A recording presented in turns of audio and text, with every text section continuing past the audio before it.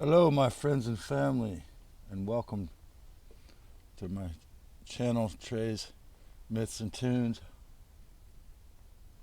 And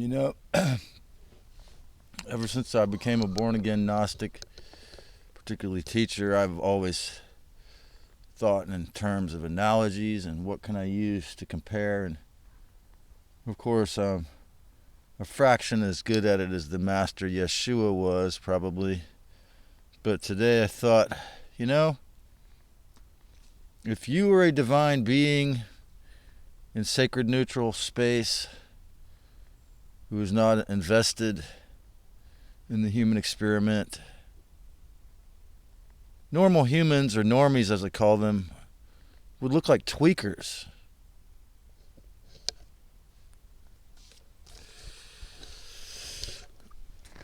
When I get high on coffee and weed. Plant medicine is the only way for me. And my heart, kickstart my heart. Can't you see there's something wrong with speed? Every man-made drug, there was an intention just of killing and or greed. But my heart, kickstart my heart. Whoa, yeah. Kickstart my heart, I hope it never starts. Whoa.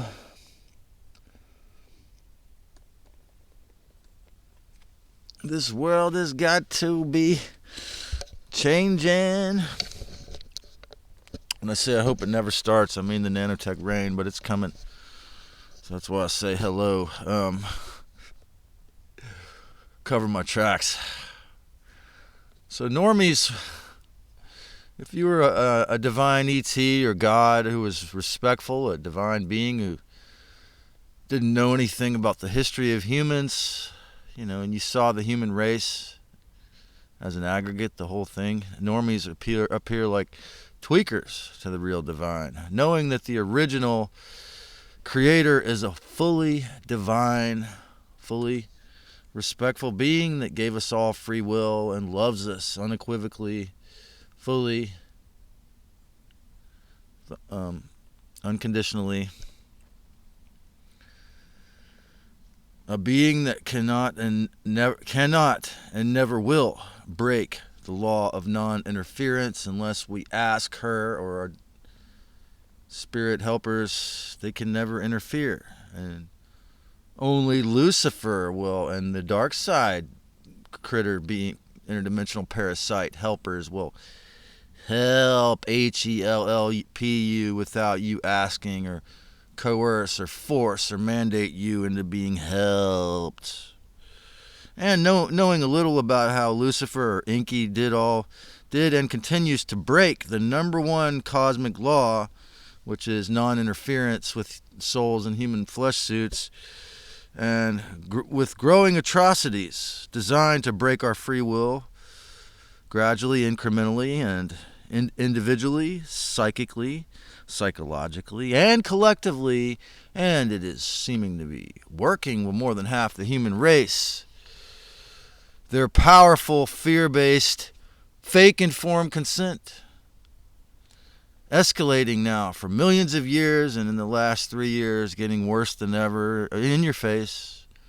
What do you think the task of waking up spiritual zombie slaves that have been asleep or dead spiritually in their souls for lifetimes, stuck in fucking Groundhog Day style energetic slavery?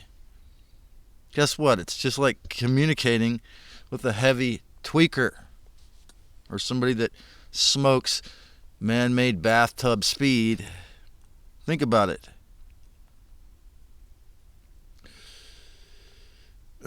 Obeying the non-aggression principle or the law of non-interference,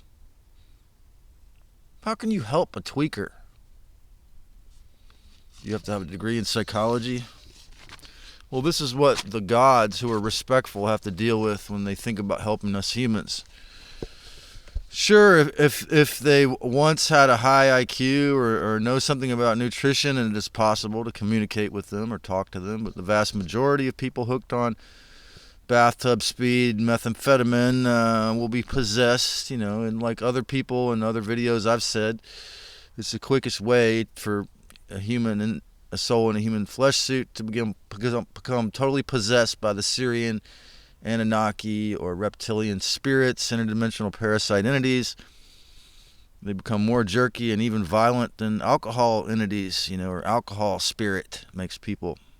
That's obviously a common known fact. When I was growing up in South Carolina, I was never around tweakers, so seeing them on the streets in Santa Cruz, I noticed the lower realm of hell. It makes California on the streets and the coast seem to be a hell realm. Homemade bathtub speed can and often does destroy the nervous system. A divine creator made methamphetamine for our benefit. This idea is very similar to a normal person's Stockholm syndrome and how they've refused to think expansively or stop being a slave or stop being a narcissistic predator, thug spirit. Personality, communication skills, and social trust often permanently atrophy in people that do meth. It's quite sad. I've known a tiny few that got into methamphetamine who could use nutrition and abstinence from usage and quitting for years and get at least some of their brain's usage back and become somewhat coherent. But it is tragically rare. And this is probably, unfortunately, as rare as it's going to be for anyone to get awakened by their spirit guides and the divine ETs. Most of them jerk around, remain schizophrenic, unable to be a functioning human again the rest of their lives, existing basically in a psychological hell realm of survival and abuse.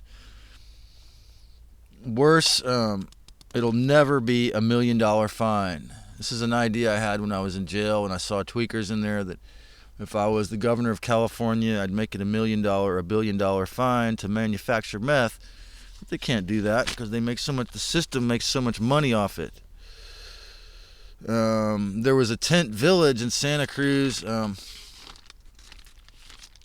several years ago, and there was people into heroin and meth and fentanyl and hundreds of tents, and this happened several times, and the city had to shut it down, and apparently people were dying from infections and addiction in there. And but just think about it. If you're a wage slave working 3 jobs, riding by on a bicycle or a car, how could this not give you an ugly cognitive dissonance when you would like to be free and you believe you're free to be free in America, but freedom is extremely ugly. It means you got to coexist with a bunch of disgusting drug addicts. And this fake reality is spiritually exactly like an exaggerated version of the normalized state of compulsory slaves in the modern Matrix Earth. Psychologically, at a more watered down level, people in rush hour traffic, people in the line trying to get rung up in the grocery store,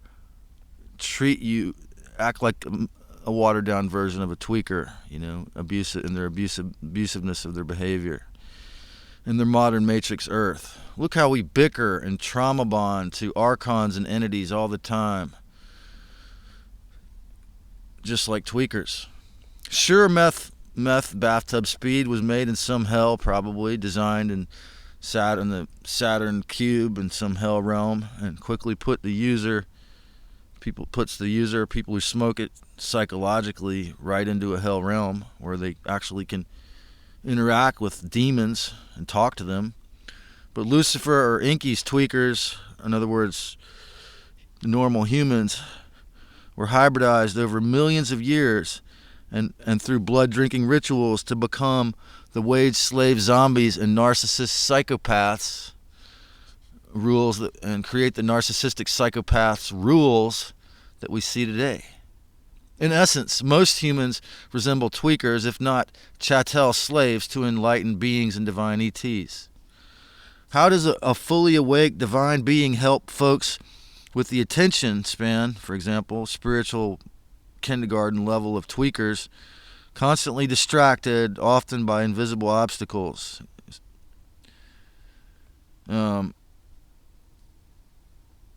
Other examples, are when sometimes homosexual and Satanist artists create media that is very similar to meth heads' creativity. It's self-destructive art. It makes you feel horrible. It's scary and chaotic, but it's creative. So the dark side likes this sort of chaotic art, and this, again, it makes you feel bad, so it feeds loosh. Okay, the moment somebody chooses to smoke methamphetamine, there's a very good chance they're going to be a loose drip or loose source to, archons the rest of their life. So most people set tragically on earth are constantly distracted by Lucifer's broadcast.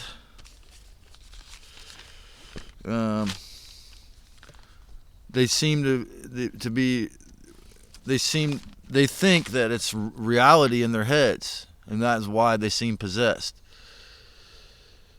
The government's revolving door with tweakers are just like reincarnation, death trap. The governments love tweakers because they're a constant source of steady income.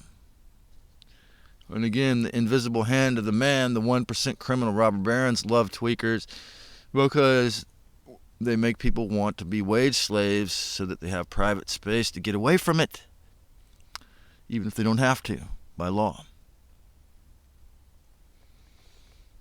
Why is it that meth heads, tweakers seem possessed? Because usually they are. So this is why Larkin Rose says you have to have basically a degree in psychology to communicate with normal, unaware humans.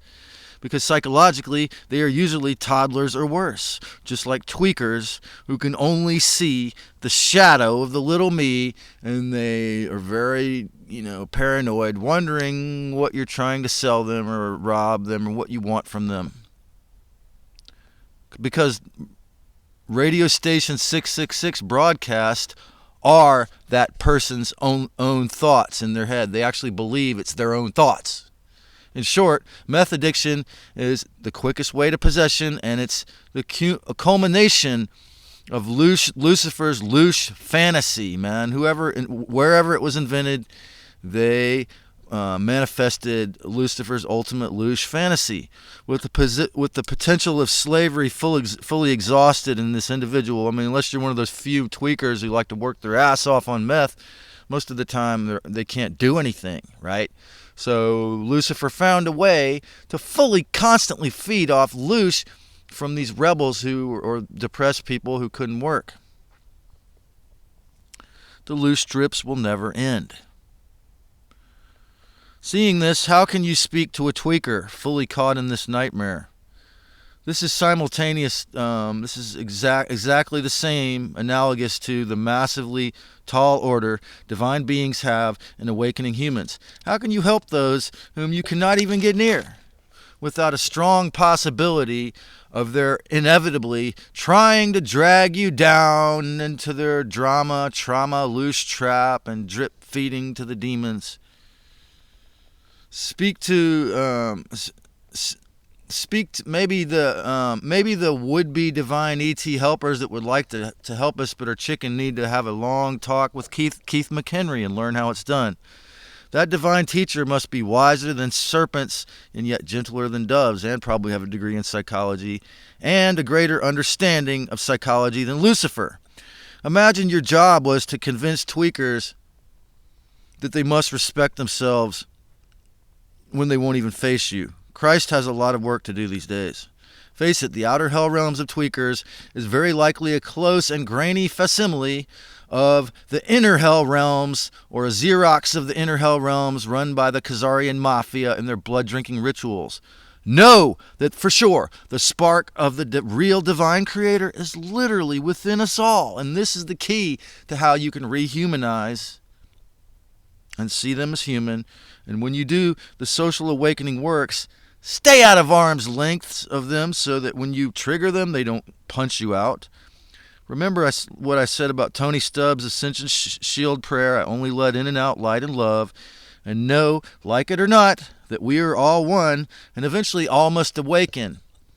And I believe if you watched this 15-minute video and you have to interact with normies or even meth heads, you can still learn something and have a fruitful interaction, and that we can and will create a great day each and every moment it's possible. Love you, family.